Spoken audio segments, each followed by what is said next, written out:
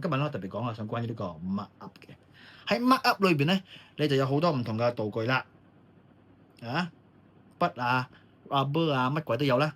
我比較中意用 crayon 咧同埋 pencil 呢兩支嘅，咁特別好玩啦嚇。所以咧我就會幫佢添加一啲嘢啦。首先我可以做啲咩咧？我幫佢就係整一個燈籠啦，過年啊嘛，係咪先？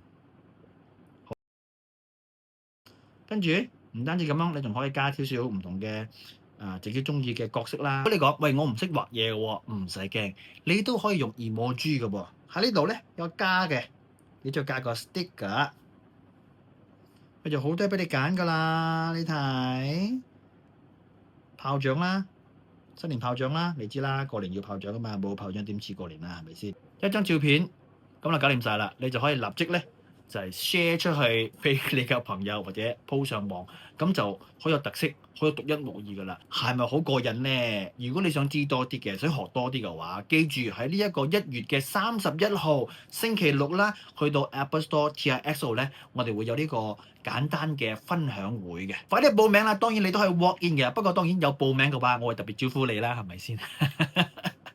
我呢個星期六不見不散。